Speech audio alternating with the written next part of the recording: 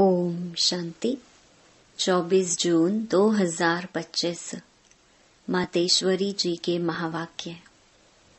Original year 1957। Mateshwari जी के पुण्य स्मृति दिवस पर प्रातः क्लास में सुनाने के लिए मधुर महावाक्य। गीत। मेरा छोटा सा देखो ये संसार है। यह गीत किस समय का गाया हुआ है? क्योंकि इस संगम समय ही हम ब्राह्मण कुल का यह छोटा सा संसार है। यह हमारा कौन सा परिवार है, वह नंबरवार बतलाते हैं। हम परमपिता परमात्मा शिव के पोत्रे हैं। ब्रह्मा सरस्वती की मुख संतान हैं और विष्णु शंकर हमारे ताया जी हैं और हम आपस में सभी भाई बहन ठहरे।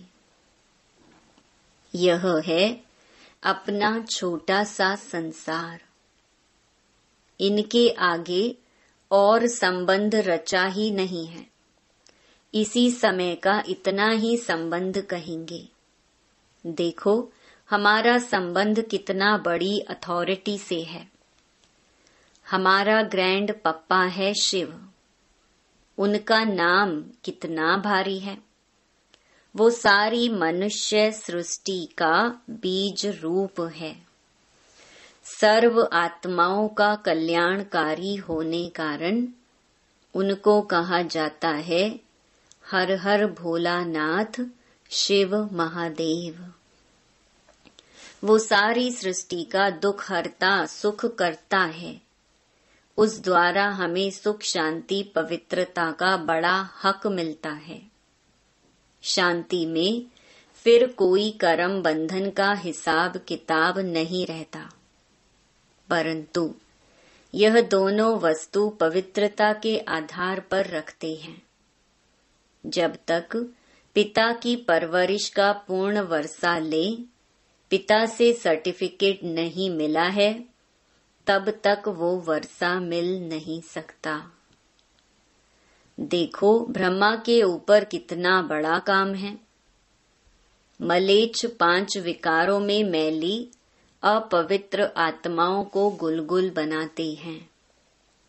जिस अलौकिक कार्य का उजूरा फिर सतयुग का पहला नंबर श्री कृष्ण पद मिलता है। अब देखो उस पिता के साथ तुम्हारा कैसा संबंध है, तो कितना बेफिक्र और खुश होना चाहिए। अब हर एक अपनी दिल से पूछे कि हम उनके पूर्ण रीति हो चुके हैं। सोचना चाहिए कि जब परमात्मा बाप आया है तो उनसे हम कंप्लीट वर्षा ले लेंगे। स्टूडेंट का काम है संपूर्ण पुरुषार्थ कर स्कॉलरशिप लेना। तो हम पहला नंबर लॉटरी क्यों ना विन करें। यह है विजय माला में पिरोया जाना। बाकी कोई हैं जो 2 लड्डू पकड़कर बैठे हैं। यहाँ का भी हद का सुख लूं और वहां भी वैकुंठ में कुछ न कुछ सुख ले लेंगे। ऐसे विचारवान को मध्यम और कनिष्ठ पुरुषार्थी कहेंगे, ना कि सर्वोत्तम पुरुषार्थी। जब बाप देने में आनाकानी नहीं करता तो लेने वाले क्यों करते हैं। तब गुरु नानक ने कहा परमात्मा तो दाता है, समर्थ है, मगर आत्माओं को लेने की भी ताकत नहीं। कहावत है देंदा दे लेंदा थक पावे। देने वाला देता है लेकिन लेने वाला थक जाता है। आपके दिल में आता होगा हम क्यों नहीं चाहेंगे कि हम भी यह पद पाएं। परंतु देखो बाबा कितनी मेहनत करता है, फिर भी माया कितना विघ्न डालती है। क्यों?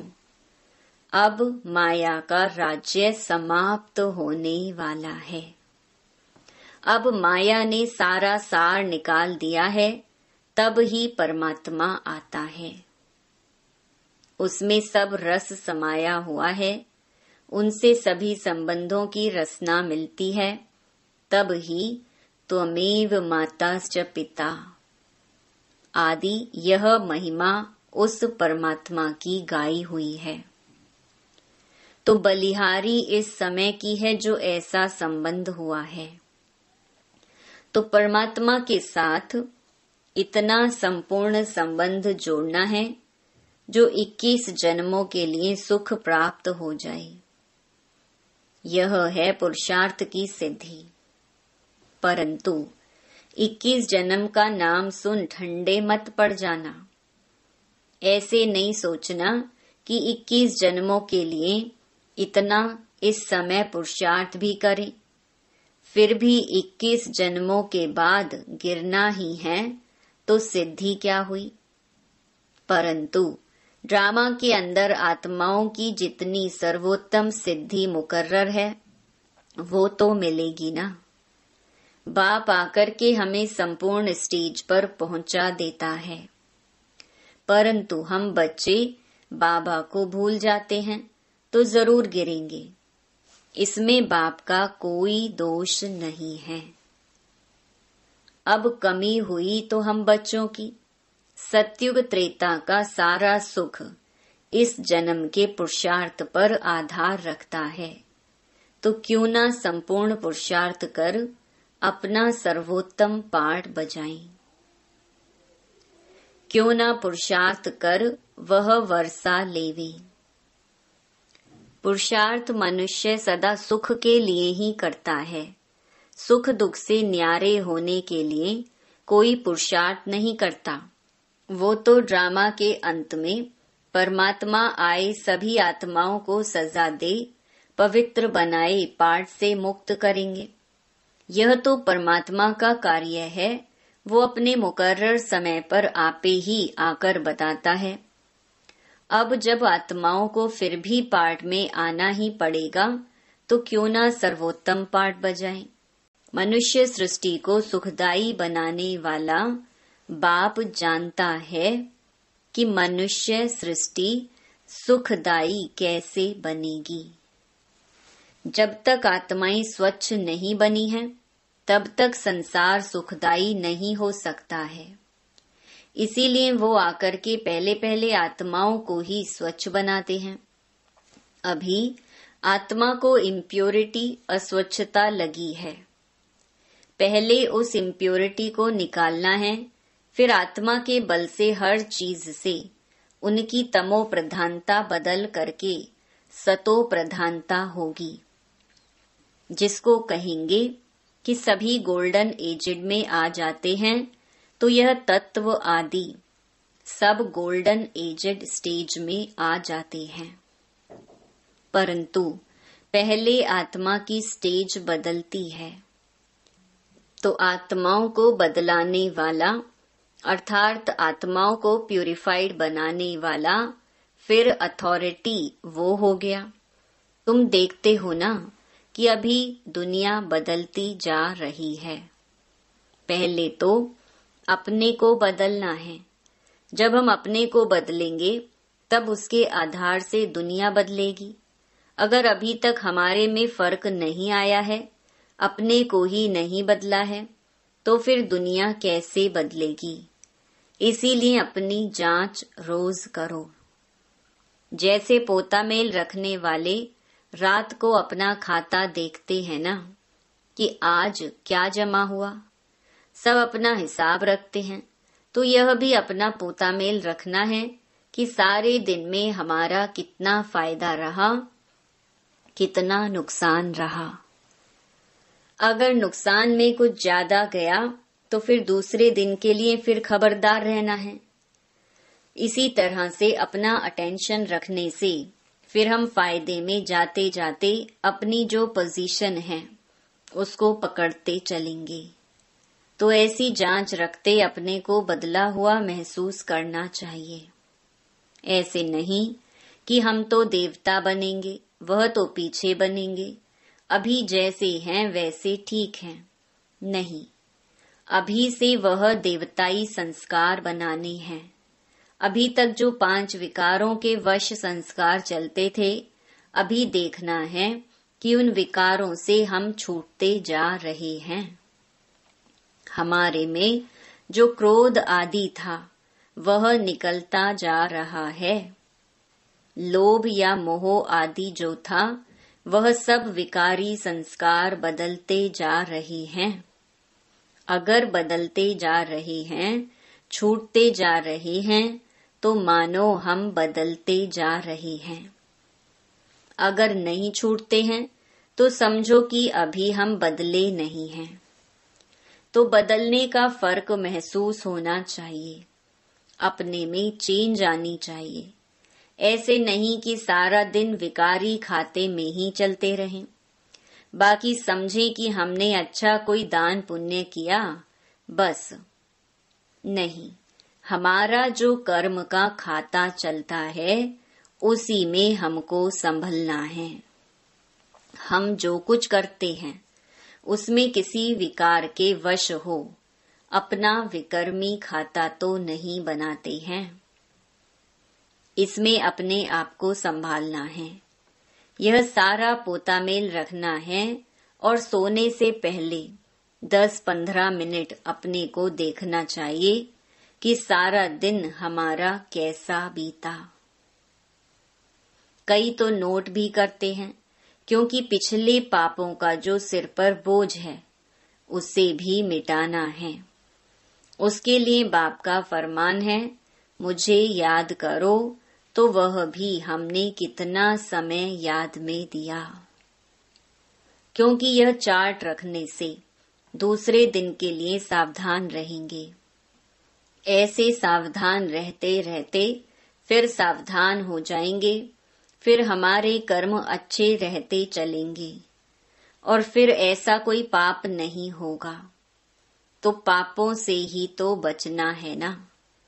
अच्छा, मीठी माँ का मीठे मीठे बच्चों प्रति याद प्यार और गुड मॉर्निंग। संदेशी के तन द्वारा सरस्वती माँ से अव्यक्ति प्रभु का मिलन एवं संवाद। बेटी श्री राधे, देखो तेरे पास कौन आए पधारा है।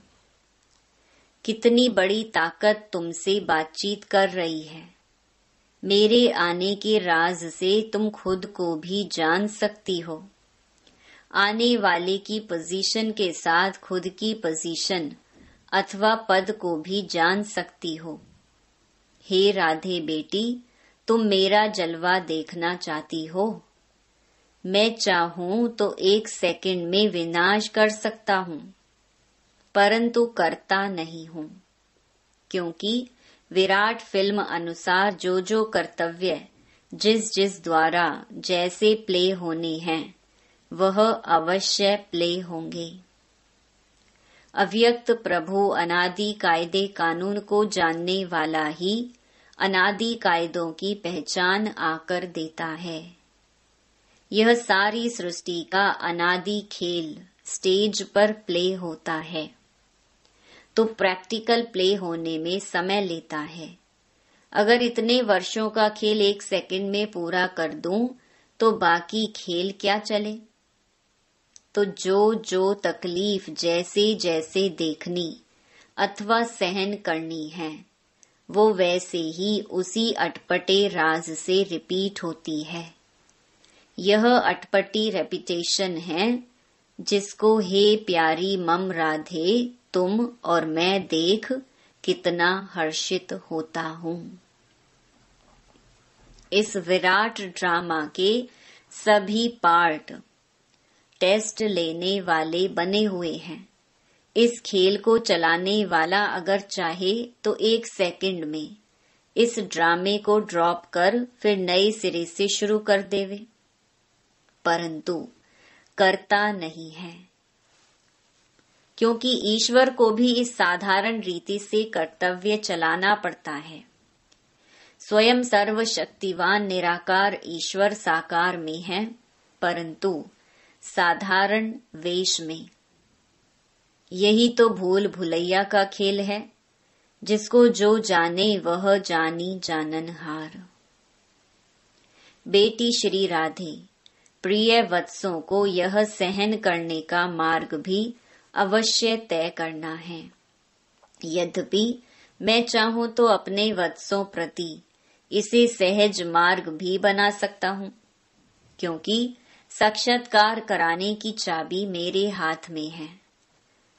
अगर किसी भी धनवान भक्त को किसी देवता का साक्षात्कार करा दूं, तो वह अपना सारा धन ले यज्ञ में आई स्वाहा कर देवे, क्योंकि ईश्वर तो सभी धनवानों का धनवान है।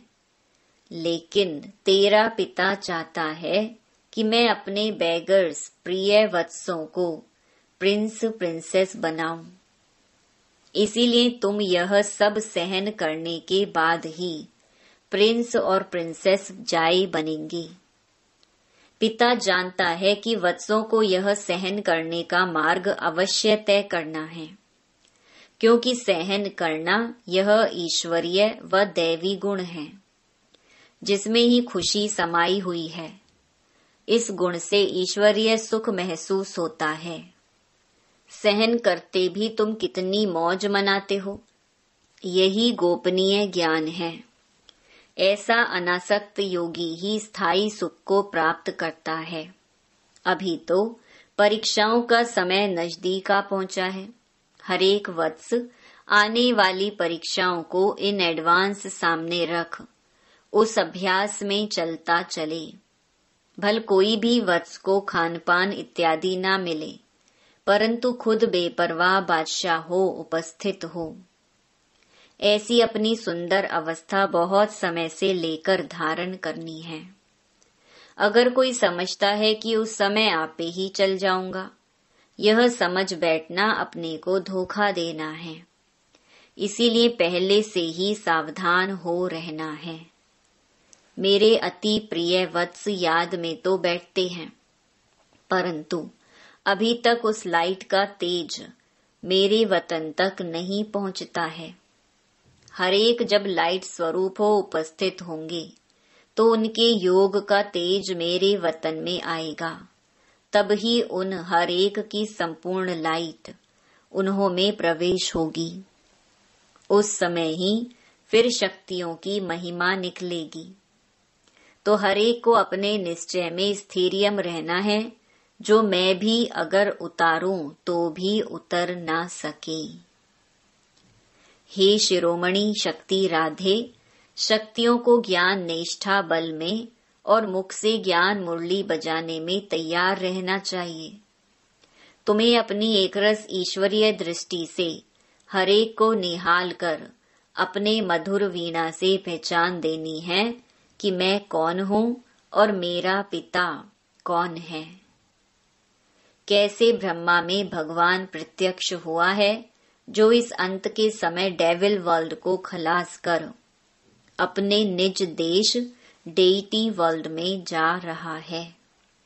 हे राधे बेटी, जब हरेक की अवस्था दीपक की ललाट सदृश्य स्थैर्यम रहेगी, तब सूक्ष्म अंतः प्रेरणाओं को पकड़कर अपना कार्य संपूर्ण रीति से सिद्ध कर सकेंगे। जितनी ज्ञान अनुसार अवस्था होगी, उतना ही प्रेरणाओं को पकड़ सकेंगे। जितना उस अवस्था में लगातार रहेंगे, उतना संपूर्ण प्रेरणाएं टच हो सकेंगी। ओहो बेटी राधे, मेरा स्वरूप तो देखो। क्या वत्स मेरे स्वरूप को नहीं देख सकते कि कैसे अखंड ज्योति तत्व से आकर मैं साक्षात प्रवेश हो आए बात करता हूँ। मेरे द्वारा ही ये सब साक्षात्कार होते हैं, क्योंकि मैं ही सभी का मूल समूह हूँ। देखो, प्रकृति के बीच में चमकती है ज्ञान लाइट।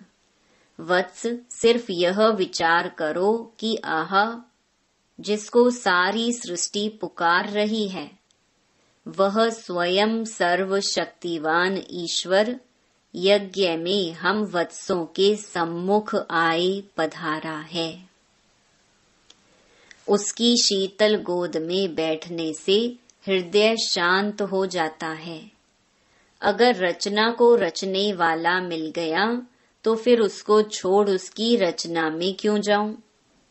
हाईएस्ट में हाईएस्ट अथॉरिटी, सर्व ताकत का खुद मालिक, जिससे सर्व ताकतें प्रकट हुई हैं, उस पहचान में आ गए तो फिर यह गोद छोड़ना असंभव हो जाएगा। जब दी क्रिएटर की पहचान आ जावे तब तो समझें कि यह कौन है। समझा शिरोमणि राधे? अच्छा, वरदान। सदा अतीन्द्रिय सुख के झूले में झूलने वाले, संगम युग की सर्व अलौकिक प्राप्तियों से संपन्न भव। जो बच्चे अलौकिक प्राप्तियों से सदा संपन्न हैं, वो अतीन्द्रिय सुख के झूले में झूलते रहते हैं। जैसे जो लाडले बच्चे होते हैं उनको झूले में झुलाते हैं, ऐसे सर्व प्राप्ति संपन्न ब्राह्मणों का झूला अतीन्द्रिय सुख का झूला है। इसी झूले में सदा झूलते रहो, कभी भी देह अभिमान में नहीं आना। जो झूले से उतरकर धरती पर पांव रखते हैं वो मैले हो जाते हैं। ऊंच से ऊंच बाप के स्वच्छ बच्चे सदा अति इंद्रिय सुख के झूले में झूलते मिट्टी में पांव नहीं रख सकते। स्लोगन: मैं त्यागी हूँ, इस अभिमान का त्याग ही सच्चा त्याग है। अव्यक्त इशारे: आत्मिक स्थिति में रहने का अभ्यास करो, अंतर्मुखी बनो। जब स्वयं को अकाल मूरत आत्मा समझेंगे तब अकाले मृत्यु से, अकाल से, सर्व समस्याओं से बच सकेंगे। मानसिक चिंताएं, मानसिक परिस्थितियों को हटाने का एक ही साधन है, अपने इस पुराने शरीर के भान को मिटाना। देह अभिमान को मिटाने से सर्व परिस्थितियां मिट जाएंगी। अच्छा, ओम शांति।